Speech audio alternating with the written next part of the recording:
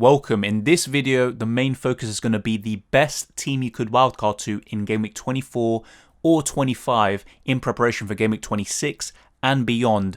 And we'll have an eye on Game Week 29, the Blank Gameweeks. There's only going to be around 3 matches there, but if the Aston Villa versus Spurs game is moved there, then that would make it 4 fixtures. So it's something worth keeping an eye on in order to maximize all of these weeks coming up. And there's also important to take into account that Game Week 27 is most likely going to be a double for a few teams, including Manchester City and Spurs, but no official confirmation as of yet. So it's important to try to be as strategic as possible, to have a plan, but just be prepared for your plans to maybe be undone because of the rescheduling and stuff like that. There's so many external factors this season. And towards the end of this video, I'm going to be talking about how the injury news to Dominic Calvert-Lewin impacts my team. But before we do that, we'll go straight into the best wildcard team, in my opinion, that you could make now for Game Week 24. And if you end up wildcarding in Game Week 25, I can suggest some alternatives. So, for example, you look at the Burnley double up there. You most likely wouldn't want that despite the West Brom fixture and a double game week in 26. You might want to look elsewhere. But right now, definitely, this is what I would recommend. Martinez, no matter what, I think he should be in your team. He's got multiple double game weeks to come. He's got that fixture in game week 29, which Aston Villa do have, if obviously the game with Spurs is relocated to that. And it'd be unlikely if it isn't. And just in general, very good keeper, the highest scoring keeper this season. So I would definitely recommend Martinez. And then if you're wildcarding in Game Week 24, Nick Pope is definitely someone you should get. And I think he could be in for a big haul, even a captaincy option, arguably. But if you do end up wildcarding in Game Week 25, there are alternatives such as David De Gea, who's got a decent double in 26. And especially if you're bench boosting, I think David De Gea could be one of the better ones. And if not, this might be a bit unpopular and it's still quite expensive for a keeper, just like Nick Pope. There is Hugo Lloris because he's potentially got 2 very good fixtures in 26, maybe even 27, and you could keep him up until 29, and then you could get rid of him if you just want to stick to Martinez. But that's what I would recommend. If you're wildcarding in 24, definitely go for Pope, maximize Game Week 24. And then if you're wildcarding in 25, probably go for De Gea or Lloris. And if not, if you obviously don't want that sort of thing, you don't want a bench boost in 26, I think Sanchez is the clear winner. Areola is decent around his price, but Sanchez from Brighton, very, very good. And recently he's been just on a madness, save points, bonus points, clean sheets. So Sanchez also has that fixture in Game Week 29. And you know what, quickly, let's look at the Game Week 29 fixtures just in case some of you might, not be aware of what they are. So we look at the fixtures. Brighton versus Newcastle is going to be on because both teams are out of the FA Cup. And then we look at Fulham versus Leeds. That's another one. So if you've got that Leeds double up or triple up, that's going to be very, very handy. And that's why I've got some Leeds players in here. But there is a way of kind of shifting them about because they're not going to have any doubles unless obviously COVID or something has a say in it. And then when we look further down the line, Sheffield versus Aston Villa is a blank. But Aston Villa versus Spurs could be taking its place. Southampton and Sheffield both went through in the FA Cup, but Villa and Spurs are out. So that fixture that hasn't been played yet could be relocated. And then you look at West Ham Arsenal, that's the other fixture. So you want to be targeting West Ham, Arsenal, Spurs, Villa, and Brighton players, really. I mean, there is Newcastle as well. You could go for them. And, of course, Leeds is the standout. But from Fulham, there's Areola. So he's someone worth considering too. But my choice, especially, going forward, a good backup keeper and someone who can play in Game Week 29 is Sanchez. So that's what I would go for. But if you are wildcarding in 24, go for Nick Pope. But that's just my opinion. Then you look at the defence. I still think a City double up in defence is the way to go because they're just far better than any other defence in the league. But if you want to be a bit more aggressive, what you could do is maybe go for Raheem Sterling and Gundogan as a double up in attack and only have one defender at the back for City. And as you can see here, no West Ham players at the moment because if you look at their run after Game Week 24, it's very, very poor. But what you can do, obviously, going forward is start to bring them back in around Game Week 27, 28 and 29 in order to maximise Game Week 29 and to have more players than most, and that will give you a big advantage. So that's something worth considering. I've got the double up here with Ben Mee as well, but obviously if you are wildcarding in a different week, I would have said James Justin, but news has just come out, unfortunately, that he is out for the rest of the season. And that's a big blow. I was looking to get him in for my own team. And if you don't have Martinez, if you want other players, you could go for Target. I think he's a very good option. Martinez is my preference, and obviously, as you can see here, I couldn't put Target in because I've already got 3 Villa players, but Target is someone else to look out for. And you could even double up on Man United's defence, especially if you're looking for a bench boost, Wan-Bissaka and Luke Shaw, although I probably wouldn't. And if you have enough money, and you back Liverpool slightly, there is Robertson, there is Trent. However, as I've said for months now, I just don't think they offer enough value. There's far better options elsewhere. And if you don't go for Sanchez, for example, Lewis Dunk is a potential option there. So depends on when you're going to wildcard. But in Game Week 24, I'd definitely go for Ben Mee and Nick Pope double up. I think it is worth it. But still, it's looking pretty good. And there are alternatives, and if you want any more, then just leave a comment and I will be answering them. And the reason why Dallas is here is because obviously the Game Week 29 fixture, he's got one, he doesn't blank there, and also he's got a double in Game Week 25, so this sets you up perfectly for that double. And Dallas could be one of the highest scoring players that week. He's even captaincy material, although I probably wouldn't go there. But Dallas or Rafinha, I'm looking to bring one of them in for my own team, even if I don't wildcard. But I would recommend having these sort of double game week players to maximize all of these. Now, probably one of the main kind of concerns you would have with this wildcard team is where are the Southampton players, and that's a fair point. And there are different ways of going about it. So if you have enough money, so for example, if you look at my team, I've got 5 million left in the bank. Instead of Watkins or Bamford, you could easily go for Danny Ings. But I will suggest something later on in terms of, what you do from Game Week 24, 25 onwards and how you prepare for 26 with free transfers or a hit. I will talk about what you could do to maximize your points returns, but we'll look more about that in a bit. Luke Shaw, I think he offers better value than Wan-Bissaka, but Wan-Bissaka, what he gives you, and the reason why I got him in, is the security of starts. He's got no competition. Luke Shaw does have Telles, who had a great game in the FA Cup against West Ham, by the way, and Luke Shaw is injury prone, but either one of them is fine. But Luke Shaw has that attacking potential, and since December, he's created more chances than anyone else in defence. So Luke Shaw's been fantastic this season, and he's worth considering. And apart from that, Wan-Bissaka is very good. Maguire does get a lot of yellows, so that's why I probably rank him third in terms of United defenders. But those two, Luke Shaw and Wan-Bissaka, definitely worth getting. Decent long-term fixtures, and got the double in 26 most likely. But remember, all of this has to be confirmed. You never know what could happen, but we'll have to wait and see. In terms of the midfield, it's going to be very similar to what you see from my team. So you could say, it's a bit biased there, but I honestly think they're some of the best midfielders you can get. Gundogan, there's not much more that needs to be said. He's literally a cheat code, and for his price, he is just offering exceptional value. So Gundogan for me is pretty much a no-brainer. So even if you do prefer Sterling, I would still try to get Gundogan in a City double up in attack, but I would recommend the double City defence and Gundogan.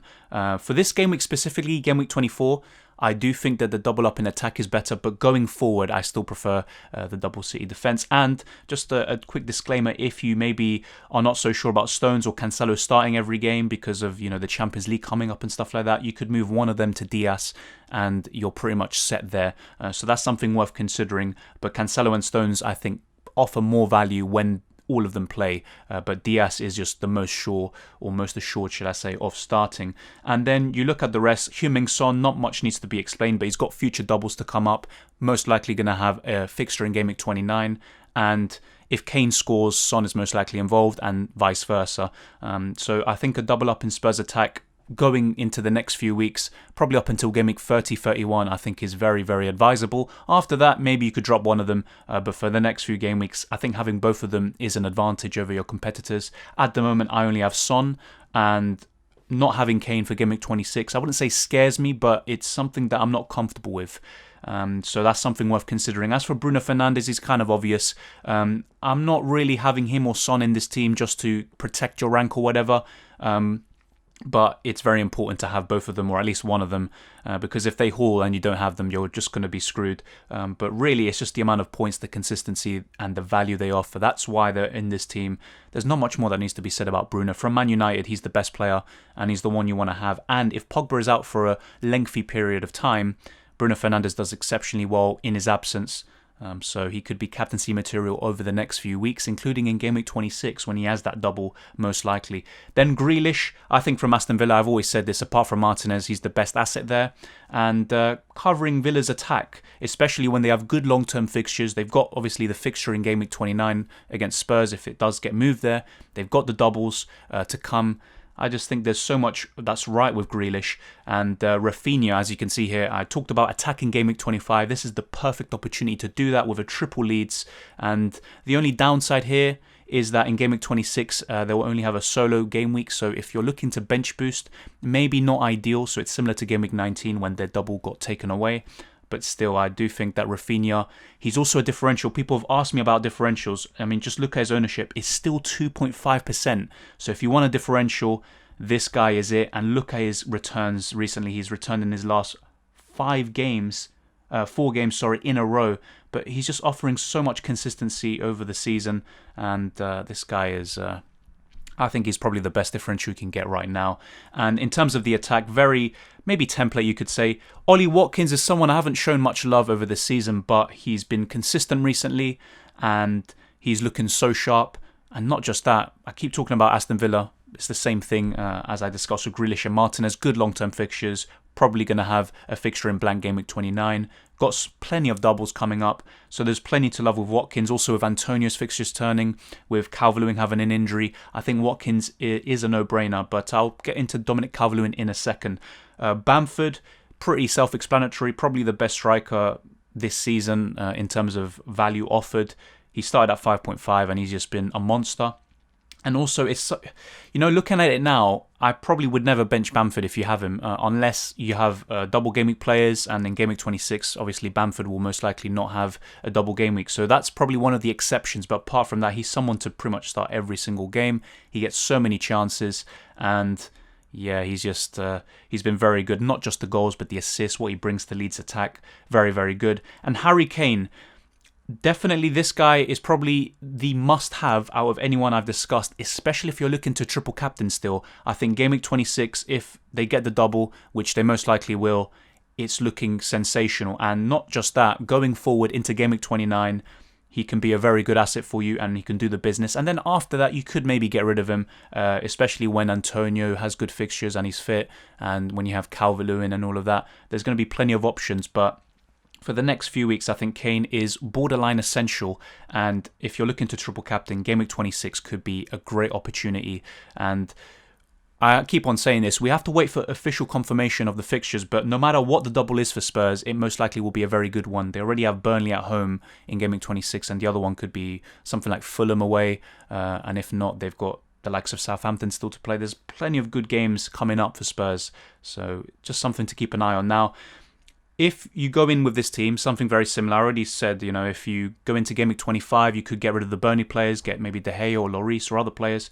But what about Calvert-Lewin and all these players? So Calvert-Lewin is most likely going to have a double in 26, and he's only missing the Fulham game, so he's most likely back for the City game. If not, he should be back by Game Week 25. So what you can do, you can forget about him for now if you wildcard in 24-25. You can go with this team, but going into Game Week 26, I know Bamford is very good, but what you could do is get rid of Bamford and get Calvert-Lewin in for Game Week 26. And then maybe one of the other Leeds players, Dallas or Rafinha, you could get rid of. And let's say, for example, Rafinha, who would you replace him with? Looking long-term, to replace Rafinha, there are the Leicester assets. Those would probably be the ones I would recommend the most.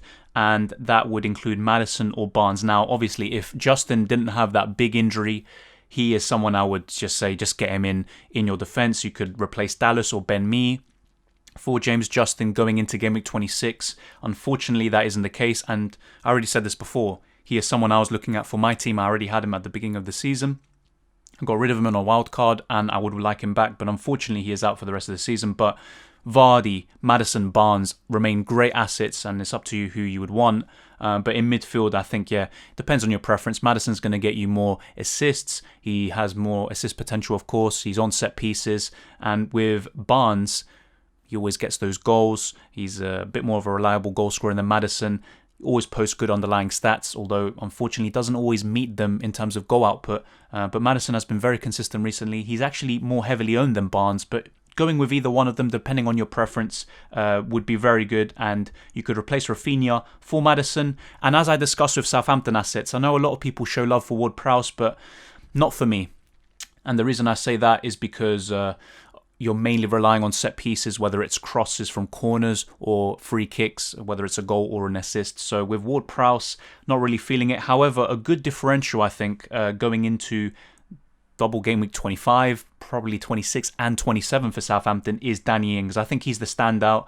With the goalkeepers, McCarthy should keep his place, but let's say Forster, starts to gain that spot. I think he's a game breaker at 4 million, so he's another one worth considering. But Danny Ings, yeah, he could come in for maybe Bamford instead of Calvert-Lewin, although probably you'd want to have Calvert-Lewin because Everton look very likely to have a very good set of Double Gameweek 26 fixtures. But Danny Ings, plenty of doubles, and looks sharp in the FA Cup against Wolves, so definitely worth considering.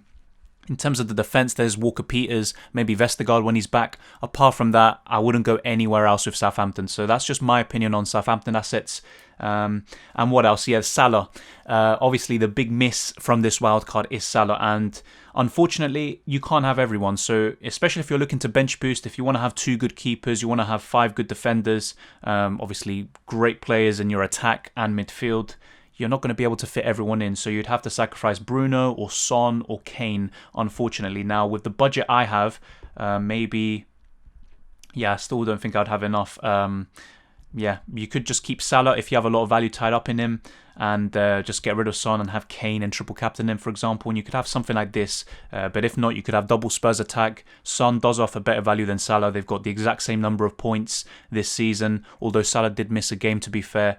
But Salah, look how much more expensive he is. And when you're looking at price, you have to think, are you going to captain him? And if you have someone who's around 12.6 million and you're not going to captain them, it kind of puts doubts in your mind as to whether you should keep them. But even then, I wouldn't want to get rid of Salah or Bruno. I've got that headache now if I want to get Kane in for Game Week 26. But a wild card would just be very beneficial. So, for example, if I had something like this, I'd be very, very happy.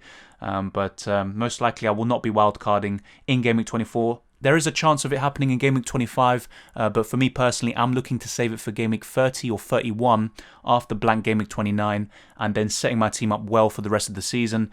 And I would probably be looking to bench boost or triple captain in 26, depends on my team situation.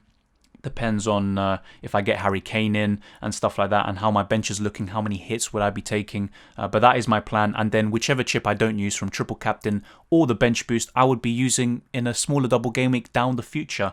But that is what I would recommend. Hopefully you have found this very useful, and if you have, smash the like button and subscribe if you're new to the channel. I'd really appreciate it, and share this video around with anyone who might be considering using the wildcard. I think this could be very helpful, but it's all down to opinion. Maybe some of you don't like some of the players I picked out, and maybe some assets are just too good to turn down, like Sterling, that I haven't really discussed too much, or that I don't have on the team on screen. So just let me know what you think down in the comment section below. And in terms of how my team is looking, because obviously the Dominic Calvert-Lewin news and stuff like that, he is missing the Fulham game. So what I've done is actually put him down to the bench, and I do think it is probably best that I do that. And Son is still second on my bench. Both of them would be playing Man City. The reason why I've got Calvert-Lewin first is because it's a home fixture. He has a chance of facing Man City. That's what Ancelotti said in his press conference today. And to be honest, there's not much between Calvert-Lewin and Son.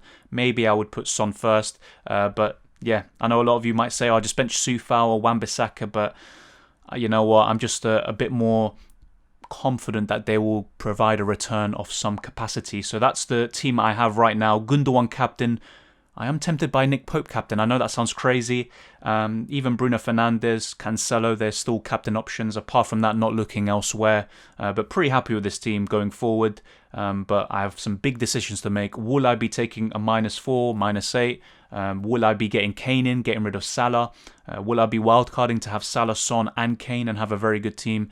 There's so many things to consider, but very happy overall. and if possible, I already said this, I would like to save the wild card. But for those of you who are just adamant of using it in 24-25, the team that I showed, and that's on screen right now, I think it could be very, very useful for you, and hopefully it is. But thank you for watching this video, and really appreciate all the support. There will be a live stream tomorrow, 1 hour before the deadline, so tune in for that, and I'll be discussing my team in more detail there, and also my plans going forward. But yeah, hopefully you found this video useful and entertaining, and I'll see you next time.